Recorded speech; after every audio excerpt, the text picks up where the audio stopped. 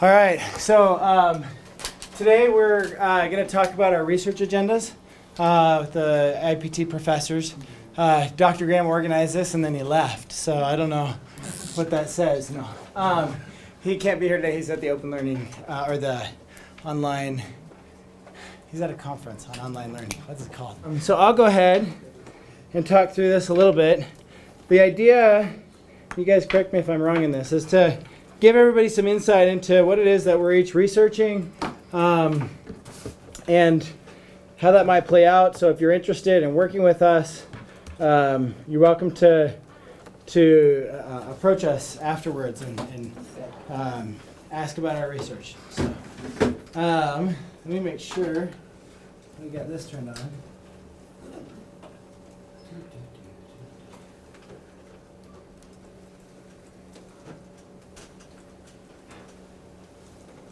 Anybody have any good jokes?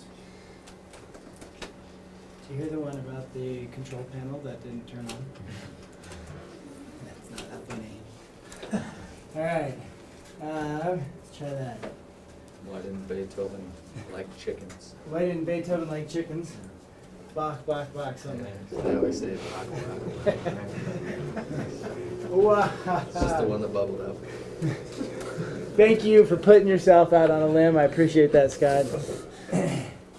Now we know who to go to for good jokes. Or... Well, just jokes. Huh, that's interesting. See if this can come up. And I'm kind of in an interesting spot here.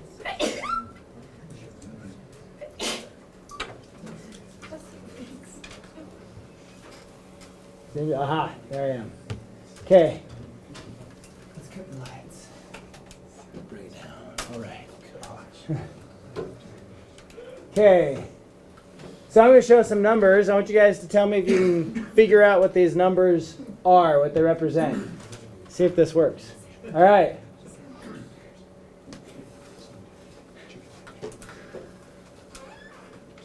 You getting any ideas? Your salary. Ah, yes, in Italian lira. Okay. Money spent on technology and education. This is money that our federal government has spent on STEM over the past decade, right? What about these numbers? Anybody have any idea what these numbers represent?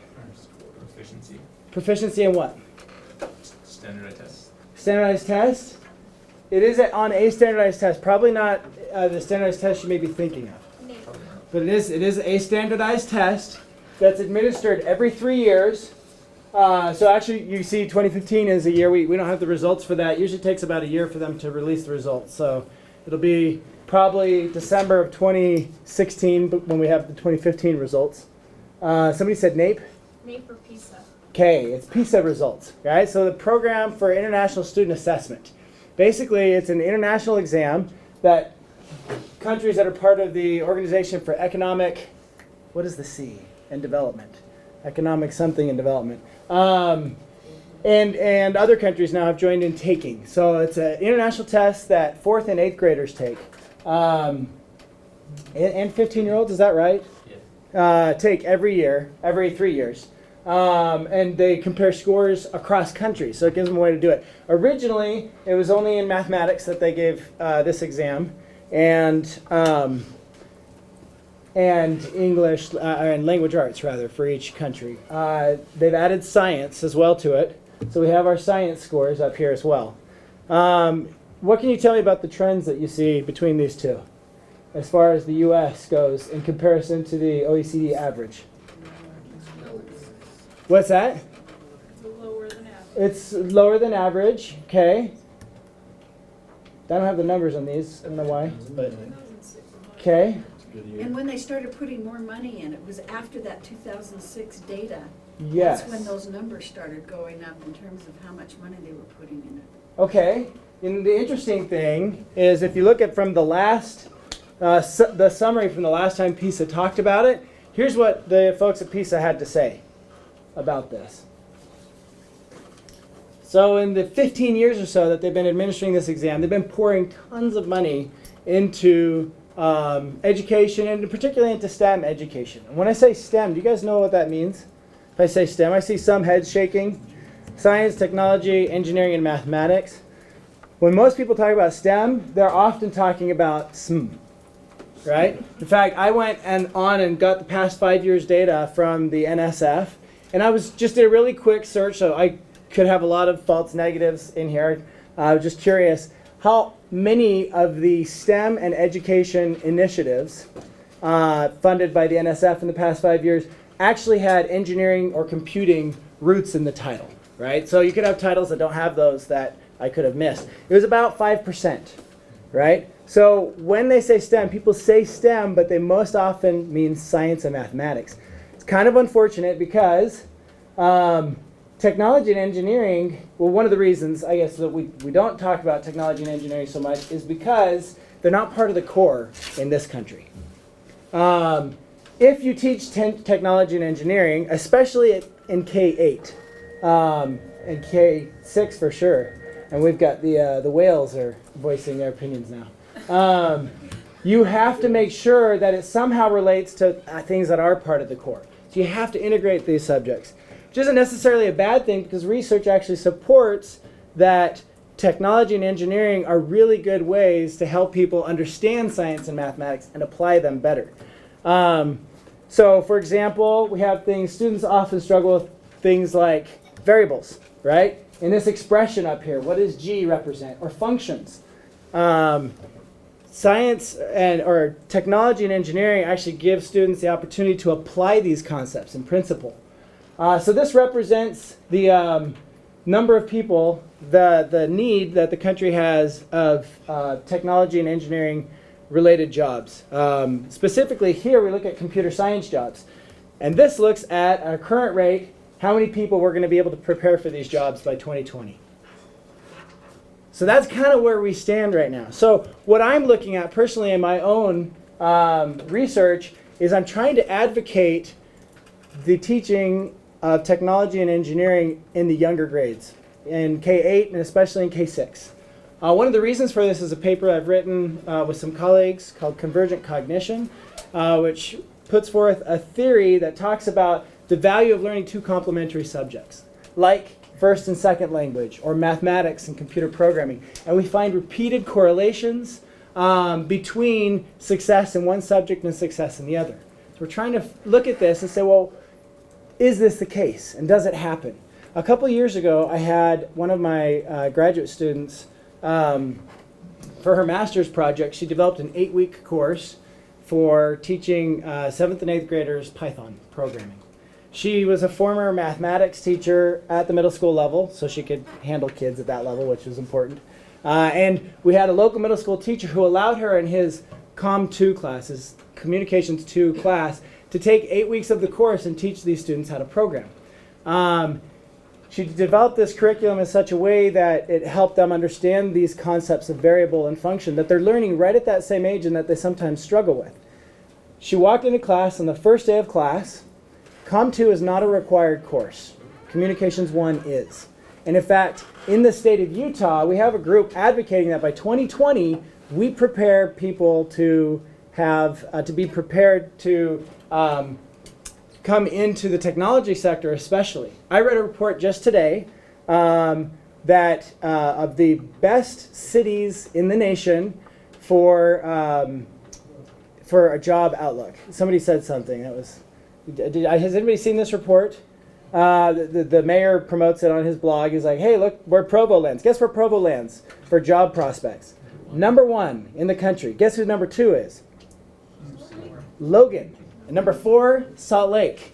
And Ogden is number 13 or 11. I can't remember, somewhere in there. Utah has a great job prospect, and often what they're talking about there is the technology sector. They're saying this is a great place for people. There's great opportunity, training opportunities. Universities were considered into this. And one of the things that they're looking at as they look at these opportunities that students have is they're saying we need people to be ready. So a lot of people say, well, we're going to give them iPads and technology in the classroom. Gimme, gimme, gimme. But that is not really the solution they're looking at. Even though Utah is kind of held up there as an innovation center for technology and pushing people forward, The problem is that there are only 2 required technology courses in all of our K-12 learning. Do you guys know what those are? Typing. Typing, keyboarding, and Word. Communications 1, which has to cover pretty much everything under the sun. So that's the only required course. So back to my student, Com 2, she walks in, first day of class, second semester, so it's January. 34 students in the course. Guess how many were girls? 2. That's exactly right. 2 of the 34 students were girls. They dropped out in the first week. There's no way they were going to stay in there with that many boys. Already in 7th and 8th grade, students are self-selecting out of the types of courses that get them thinking toward the future and understanding technology and engineering. It's interesting. I have a 7th grader in one of these courses this year in Com 1, and it's by far his favorite course. He comes home and he tells me all about it. And I'm not saying that's the reason that we need people doing this. What I'm saying is that we know that from research by 4th grade, there are several demographic groups that are selecting themselves out of technology and engineering careers. For some reason, they're not seeing the value in this, even at a young age. So my research, what I'm working on, and I'm not going to go on too much further, is we're trying to help teachers, elementary school teachers, teach kids engineering and technology related concepts and ways of thinking at an early age. We don't want everybody to become an engineer, but we also don't want everybody to become a chemist or all of these other things that we teach in school. What we want is we want them to learn the value of the engineering design process. We want them to learn to think like designers and engineers and to learn to think like computer programmers and to give them the skills and the disposition to solve problems as they move into a technological future, which is the world that they're going to be inheriting. So I work with trying to teach teachers how to teach technology and engineering, especially to young children. And as we work with kids, one of the ways in which we've done that is by having them design games and develop games. And so there's another aspect of my research which I won't talk about, which is the design and development of games for learning. So I've taken up more than my time, so I'm going to end right there and turn the time over to Royce. We find ourselves, as a result of the internet, in a space where value is not the same as dollars that we spend for things. There was just an article released in Huffington Post this week or last week about open educational resources, really asking is, do you get what you pay for in terms of textbooks? And I think that we are in a very exciting time right now when we are fundamentally rethinking a lot of our practices in terms of what does have value in education, what does have value for us as people, who are we as we share information and resources online. And to just give you some concrete ideas of things that I'm doing right now and projects that I'm working on. So one of the things I'm studying right now is Twitter. I think Twitter is really fascinating. We said Wikipedia has a value of about $10 billion. What do you think Twitter is worth? $15 billion. It's more, yeah, it's more. It's about $30 billion. This is a platform that releases all of their data openly. So it's a $30 billion platform. Anyone can go in and access the data. You can have access to information put up by pretty much anyone that uses Twitter. So we're studying Twitter from an institutional perspective, how are institutions using it, how are educators using it. Studying educational resources, I'm really interested in what are the literacies necessary for a person to use educational resources and to be an open educator. And also I'm studying students' uses of technology. So one of the things that we've done before is we have used students' web browsers to track what they do over time. And so we're going to do that. So I have an IRB in to do that for next semester with students here in the College of Ed that are willing to participate to try to understand what resources they use, what are the value of those resources for their education and for their well-being. So I realize that's kind of broad, but you know, I really am intrigued by kind of just the space that we're in right now as a society, and the different people that I look to that I think are really intriguing. If you haven't, looked at any of these folks, are David Wiley, obviously, is an exciting person in this field. George Siemens, and Larry Lessig, and they're kind of the people that I look to that they are doing the most exciting things for me in this field. And so they're the ones that I look to and I think, wow, that's the kind of work that I want to do. So I mean, I've met with a lot of you, and again, I've shared more with you in the past, but I guess I just want to share with you, that's kind of my vision and what drives me. I want to understand better what is the future of education in this increasingly open and connected world. Thanks.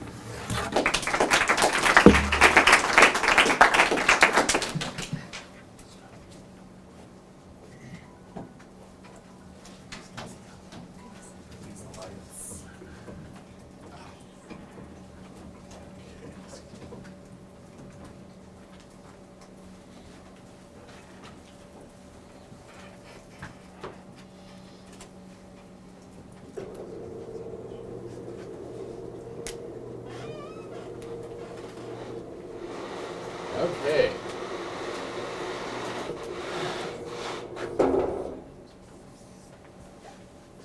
I have the floor. That means I get to ask you statistical questions. I love this part. All right. Line. Didn't know you were going to quiz about your statistical knowledge today, but you are. Line represents an acronym for the assumptions of linear regression. What are the assumptions that you have to meet in order for linear regression to work? Linear! Good job, we got one.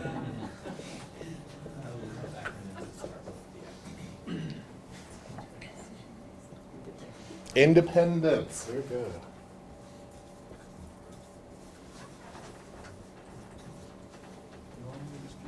Normality.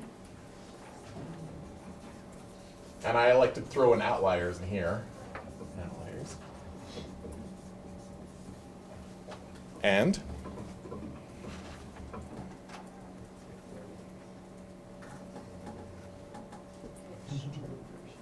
say it louder, please. This also, I could put H here as well. Does it help anybody?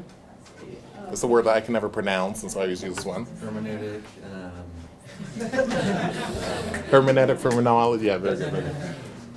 Equality of variance. Homoscasticity of residuals. I can never pronounce the words. Equality of variance means the same thing, so we use that. Okay. So you need all these four things in order for your linear regression to give you results that you can believe in. What happens if these assumptions are violated?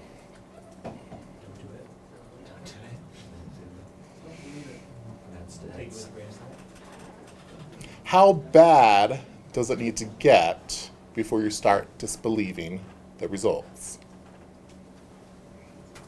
Pick one. Let's do linearity. How non-linear does your relationships have to get before you start linear regression starts falling apart?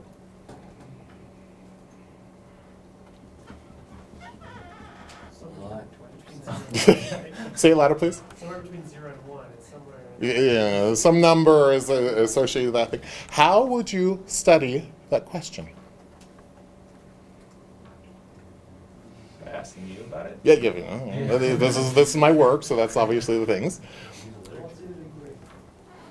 What was that? Qualitative inquiry? Yeah. So you go around and interview people. How does this look linear to you? Do you believe the results? Okay, that's one way to approach.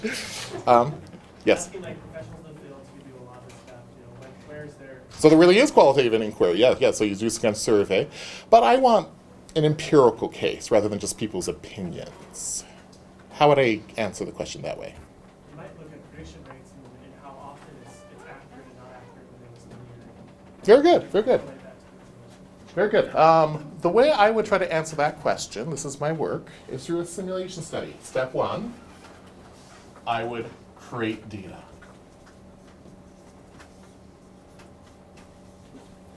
So much fun creating data using programs. For one thing, you don't need IRB. My dissertation, my whole entire IRB page was, this is create a simulated data. That was it. It was beautiful. And so that'll save you a lot of time right there.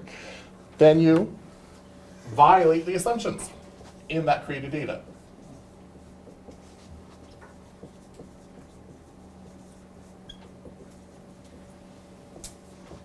Finally, you apply linear regression. So I'm going to create data that is nonlinear. And I'm going to vary how nonlinear it is by a wide array of nonlinearness that I will define. I will apply regression, not pretending that it is linear when it is not. And compare the results from the analysis to the actual truth. And I know the truth because I created the data. So I can say with a surety, after doing a study like this is how much a lack of linearity will affect your linear regression results. That's the kind of work I do. Specifically, I have interest in missing data, complex missing data designs. For those of you who've seen my little missing data lecture, you'll understand what that means more. And I'm going to use big words here, so if you don't understand what that means, don't feel bad. Just take one of my SEM classes, and then you'll understand it afterwards. Latent class analysis is another one I'm very interested in, to see what are the assumptions of latent class analysis, and what cases does latent class analysis work, under what situations. And another area I'm working on right now is propensity score matching. Who's heard of that one? One person here. All right. I've got Richard. Richard Sudwick has heard of that one. I'm glad. Propensity score matching is a way to try to get experimental results when you have non-experimental data. When does it work? When doesn't it? What happens if you have more than two groups with your propensity score matching? Those are the type of questions I ask. And like I said, what do you not need? IRB. And so y'all should be stampeding to my office just to avoid the IRB forms that you fill in. Right. Any questions of what I do? Yes. Yes. I don't know how to ask the questions though. So if you take the stats sequence in our department, stats 1, stats 2, and then hierarchical linear modeling, or structural equation modeling, that's where you can diverge, then you can start thinking of questions that you want to ask about the methodology yourself. I admit that this is not a measurement-only department, but for those of you who are interested, you can work with me and people like me. There's a few of us in the world, and answer these type of questions. Any other questions? How did you get into this? Like, how did you think, that's what I want to do, that's what I want to research? Has this always been a passion of yours? No, that's a really good question. Statistics is the art of solving problems. And that's what really attracted me to statistics. And in my PhD in statistics vanilla, they wanted me to prove the central limit theorem again. I wasn't interested in doing that. I was interested in solving real world problems in education. And so that's how I get into this work, the simulation work, the Monte Carlo work, was actually trying to answer questions about what the applied researcher comes up against. Not just works in fantasy math land, but when you're actually sitting down with a data set, what procedure is the best to use in what circumstance? So that's how I got into this work. Good question. And I guess, any other last questions? All right, so you'll remember this forever. What line? If you get me in as a reviewer in one of your journal articles, I will look for this. So you really will be quizzed eventually. Thank you very much.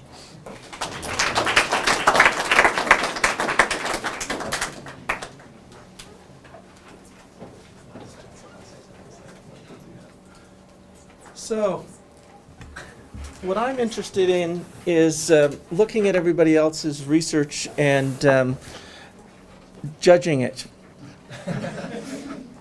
Actually, I do two things. My area of expertise is program evaluation. All my evaluation students are laughing because we had a big discussion on what evaluation is and whether it involves judgment or not and things like that. But program evaluation and assessment. How do we test measurement, or how do we measure learning? Those are the two areas that I teach.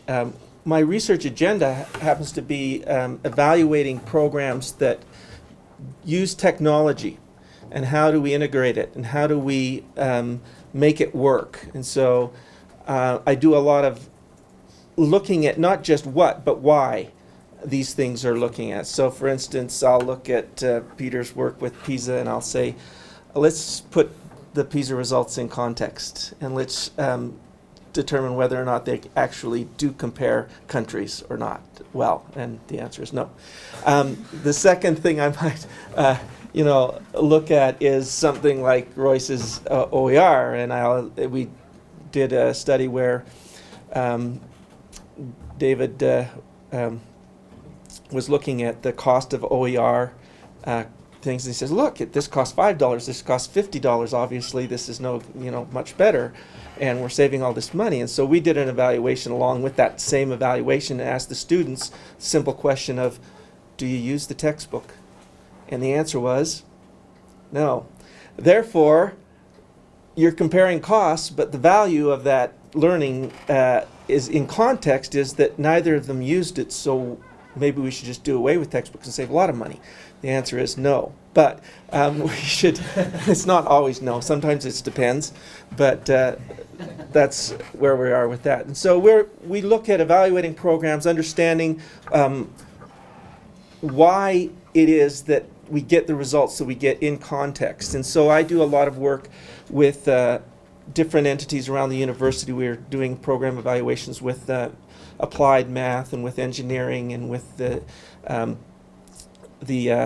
Merit School of Business. And so we're looking at working with people that are doing projects and helping them understand and do well what it is that they're doing, what it is they're studying. Not just a narrow focus on, say, test scores or something like that, but the context around it and what the value is, feasibility of it is, and things like that. Most recently, I'm working with several students on data analytics and understanding not just, like Peter said, that it's not good enough just to give people a laptop or an iPad, but what do you do with it? How do you use that? And when you do implement technology, how do you get the most of it? And so a lot of the, say, LMSs that are trying to use data use assessment data. Well, so that's another area that I've got a little soapbox that I can bring out and talk about, but not today, where we look at, is this good enough just to look at assessment results? Or do these assessment results need to be tied to specific learning concepts and reported in that way? And then deeper than that, how do we use process data to actually understand this and make that data diagnostic, and how do we make it actionable? So what do we do with the data once we get it? And we're studying those kinds of things. So if you're interested in doing some program evaluation work or some work with technology integration, I'd be interested in talking to you. Thank you.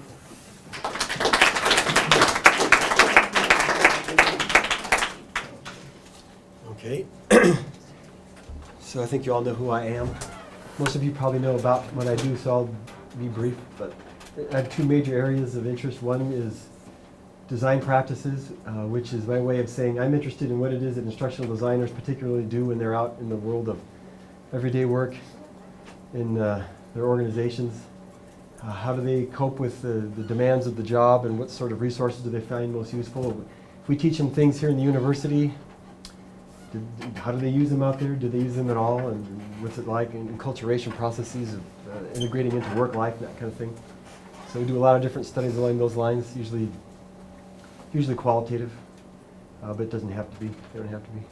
And the other major interest of mine is focused on agency and learning. It's trying to understand the nature of learning, but some of us have this prior notion that any account of learning is going to have to entail some notion of what it is to be a human in the first place.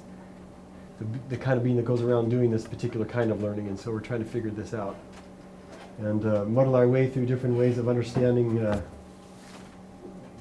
basic issues, like really basic social science issues having to do with human action and choice and motivation and so on, and then try to make some headway there based on lots of different research that's out there in the field and theorizing and kind of coming up with our own best way forward and what we think is our best way forward. And then also, then if that's true, if that's the case, then what does that imply for learning? And so that's kind of what we do. We have this idea that if you are going to be out there teaching somebody or something, working on somebody or something, you ought to know what it is that you're teaching or working on. All right? And so if you're going to be a truck mechanic, you really need to know about like what trucks are and how they work. And if you're going to be a gardener, you need to understand the principles of gardening. And if you're going to be trying to teach somebody, you ought to know what it is for that person to exist and to learn, that sort of thing. So trying to tackle that. And lots been done on it. We're trying to see if we could open it up in some new ways and help us take agency a little more seriously in some of these discussions. So that's all.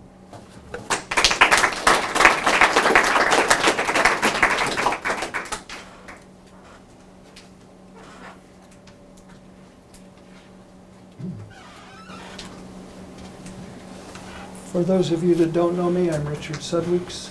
I came to BYU a long time ago from Syracuse University, where I worked there for a few years. Before that, I did my graduate work at the University of Illinois.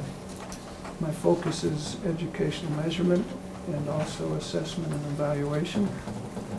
I think you all have copies of the list of my research agenda. We're currently writing journal articles for 2 studies that we did last year. Well, one of them is completed, the other one is still ongoing. The completed one was a study of grade inflation at BYU over a 20-year period from 1994 to 2013. And we found that grades were not very much inflated. The average grade across about 7 million grades that were given in that period of time increased from 3.26. I guess you'd call that a B plus minus. It's between a B and a B plus. Increased from 3.36 to 3.34. So a 0.08 increase. I wouldn't exactly call that inflation. During that same time, the average ACT scores from entering freshmen increased to about 28.6. And the number of advanced placement courses that students brought to the university when they entered the university increased from about 13 to about 20. So we had a more selective admissions policy over that period of time that would influence that grade increase. If any of you are more interested in that study, it was done with an IP&T graduate student who graduated last summer. She'll be reporting the details of that Friday in the EIME seminar 2 floors down directly under us here. That's Friday at noon. In that study, we compared average grades among categories of colleges at BYU. We categorized all the colleges as to whether their primary grading was basically norm referenced or criterion referenced, more of a mastery-based approach. And then there were a bunch of colleges that were somewhere in between because different departments use different policies. So that's part of that study as well. We've since been asked to do a follow-up study by the College of Engineering and by the College of Family Sciences, where we do the same approach with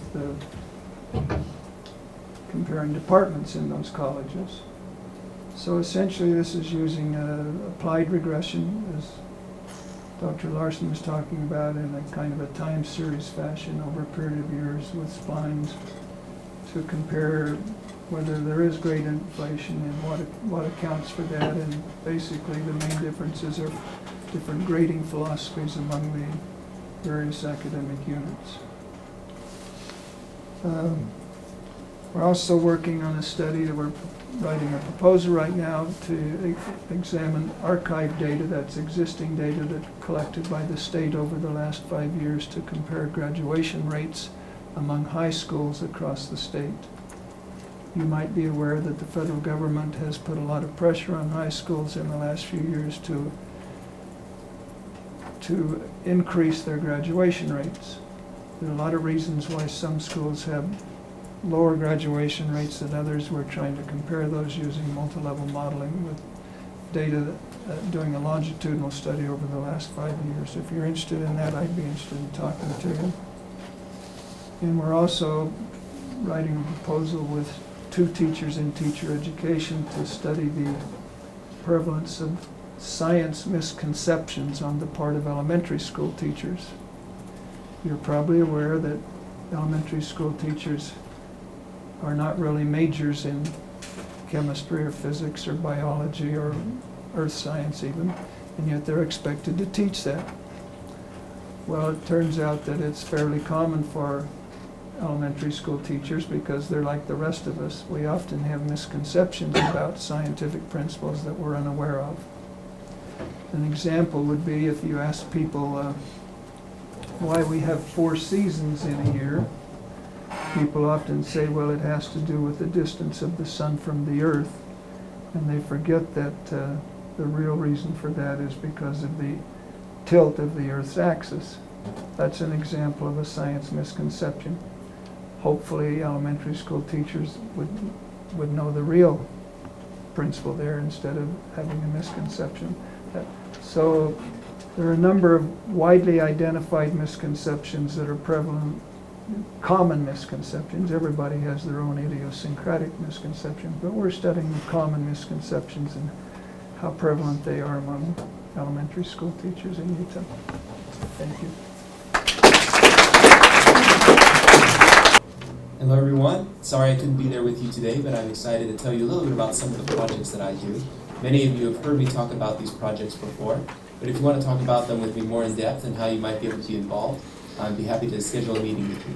If you go to my website, which is at richardewest.com, there is a tab for students, and under the For Students tab there's a list of my current projects. So you can go there and look at what I've got there, some of the things that I'm working on now or that I could be working on if I had the right student team come together. So you can go look there for some potential opportunities. But basically I have 3 things that I work on.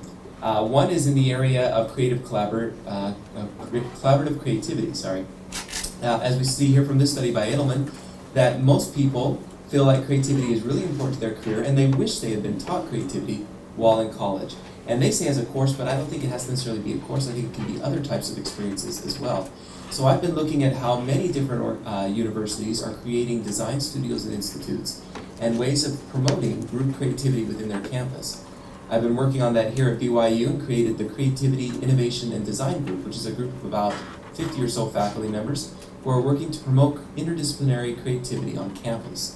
As part of that, we've been building a library studio housed in the middle of campus, right in the library, where multiple disciplines can come together and work on creative projects together. We've had some great success there and continue to work in that area and have some potential research opportunities related to this. I've also done research related to the Center for Animation here at BYU, which is well known for not only being the best animation program probably in the country, but for also being one that emphasizes group projects rather than individual ones.